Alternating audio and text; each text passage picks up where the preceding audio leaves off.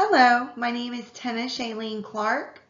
This is my agency presentation for Social Work 2375 at Texas State University over the agency Texas Juvenile Justice Department. Okay, for this PowerPoint presentation, the overview looks like we're going to talk about the name and location of agency, a brief history and what legislation created it. I'm going to describe the benefits and services. What does Texas Juvenile Justice Department actually provide? I'm going to talk about the primary client served, primary social problem addressed, eligibility requirements or what means testing to get these services. I'm going to describe gaps in this agency and assessments of services for clients. The agency Texas Juvenile Justice Department has a main office, a central office in Austin, Texas. There's also 13 district offices all across the state. There's 2 state schools in Gainesville and Giddings, 3 correctional complexes, 7 halfway houses, and 1 residential treatment center. There are 45 pre-adjudicated county-operated facilities. So what that means is when a child or youth is arrested for criminal activity or they're picked up by a police officer, they're going to be transported to their local county facility, their closest county facility. This is a TJJD agency, but it's county run, and this is before they go to court. And then after they go to court, they're going to be sent to one of the 3 correctional complexes if they are convicted. A brief history and what legislation created. Our agency now, Texas Juvenile Justice Department. This agency was formerly called Texas Youth Commissions, but on December 1st, 2011, it changed to the Texas Juvenile Justice Department.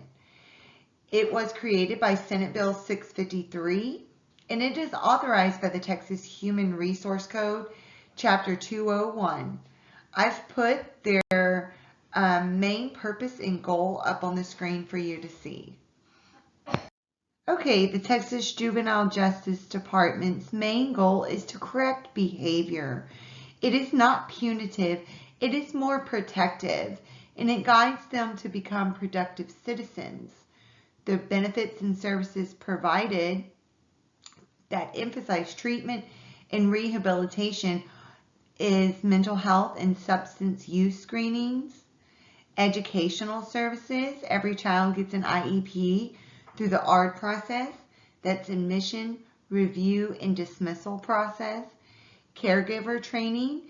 So not only are the youth receiving a treatment plan and training, but before they are released to go back into their home environment, caregivers are encouraged and offered training as well. Their risk and protective factors are identified, and there is a case plan created for each child. Okay, so the state of Texas says a child younger than 10 cannot be arrested and charged with a crime. So a juvenile, by definition of TJJD, is a person aged 10 through 17 years of age. These are the clients the Juvenile Justice Department in Texas serves. Okay, so the primary social problem addressed by this agency, TJJD, is, you probably guessed, it's youth criminal activity and behavior. However, there is a definition, and it's called child in need of supervision.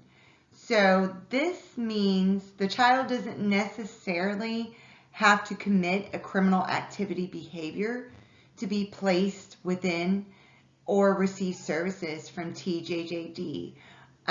When a child no longer benefits from his home environment, the child's running away all the time, or the child is simply just not going to school, which is breaking the law still, it's just not criminal activity, then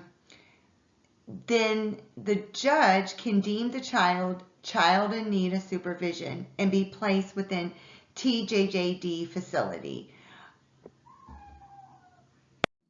Eligibility requirements or means testing. So there's two ways to be eligible for TJJD services, and that would be a youth between 10 and 17 breaks the law. You break the law or you commit a criminal activity, then you will be placed within the TJJD department somewhere or referred to their facilities. And as I mentioned on the last slide, you don't have to break the law through criminal activity. You can just simply have a child who's deemed child in need of supervision.